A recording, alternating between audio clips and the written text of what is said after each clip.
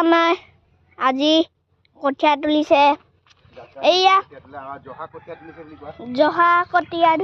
তুলিছে এইয়া আৰু মা পাপা এতিয়া কঠীয়া তুলি আছে স্মাইল কৰি দিয়া দাইকো দেখুৱাই দিয়া চবকে আজি আমি আমাৰ জহা কঠীয়া তুলিছো আৰু যাত্ৰা কৰিম এইটো আমি হালি যাত্ৰা কৰিম কালিলৈ হালি যাত্ৰা কৰিব কালি আৰু তোমালোকে সবে হালি ৰুবলৈ আহিবা যোনে ভিডিঅ' চাইছে সকলোৱে লাইক কমেণ্ট শ্বেয়াৰ কৰিবা আৰু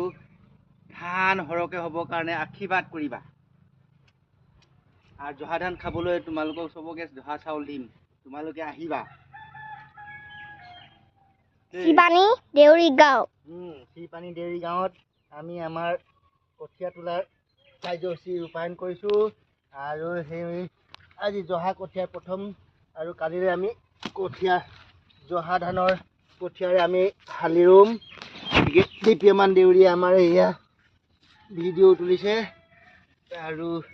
আপোনালোকে সকলোৱে ধান ৰুবলৈ আহিলেও আহিব পাৰা আৰু এয়া এনেদৰে কঠীয়া তোলাৰ যি সৰু সৰু কঠীয়াবোৰ বেছি ওখ হোৱা নাই গতিকে আমি হাতেৰেই মাৰি পিনে উঘালি মাটিখিনি চফা কৰিছোঁ আৰু এয়া খুব জহাখিনি গোন্ধ আহিছে দেই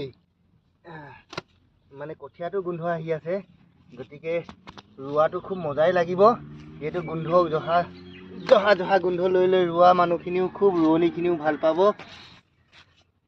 আৰু এয়া আমাৰ মাও আজি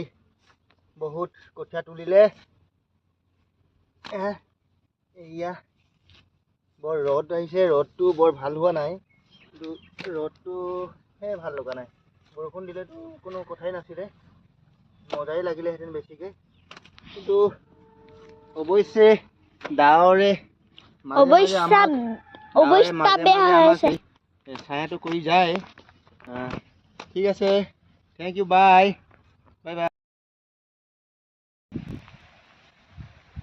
এইয়া আজি এই ধাননি পথাৰত ধানৰ মাজে মাজে একদম মানে নিয়নি কৰিছোঁ এইটো বনঘালা কাম জাৰি এইয়া আমাৰ জয়শ্ৰী বাইদেউ এয়া ধাননি পথাৰত সেউজীয়া ধাননি পথাৰৰ মাজে মাজে এয়া ধানৰ মাজত ওলোৱা এনেকুৱা বেয়া বন আৰু এইটো বনটো কি বন বুলি কয় আৰু এইটো বন জালুক আৰু এইখিনিয়ে মানে গোটেই ধানটো মানে নষ্ট কৰি দিছে আৰু এই বনটো মৰাৰ কিবা এটা ব্যৱস্থা আছে যদি ৰাইজে কমেণ্ট কৰিব আৰু ইয়াক মাৰিবলৈ কাৰণে ঔষধ পাতি আছে যদি কোনোবাই বিতংভাৱে জানে যদি আমাক জনাব আমি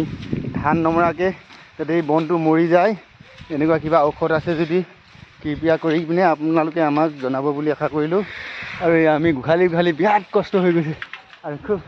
এইয়া জয়শ্ৰী উঘালি আছে আৰু আমাৰ এয়া ধানগড়ৰ ওচৰতে আমাৰ ধানগড় পথাৰ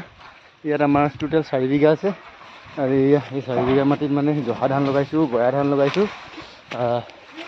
সেই ধানৰ হেৰিটো খুব ধুনীয়া হৈছে কোৱালিটিটো হেৰিটো গজাটো কিন্তু মাজত বিৰাট মানে বন ওলালে আৰু এই বনখিনিৰ পৰা ৰক্ষা কৰা এটা সুব্যৱস্থা কেনেদৰে কৰিলে হয় সেইটো যদি আপোনালোকে কমেণ্ট কৰি যদি জনায় এই বনবোৰ কেনেকৈ এই ধানৰ মাজৰ পৰা আমি পৰিত্ৰাণ পাব পাৰোঁ এইটোৰ বিষয়ে যদি কৃষি বিষয়াসকলেও যদি চাইছে গম পাইছে তেনেহ'লে এই বনবোৰ ধান নমৰাকৈ কেনেকৈ মাৰিব পাৰি ইয়াৰ সু উপায় এটা দিব বুলি আশা কৰিলোঁ আৰু এয়া ধান উঘালি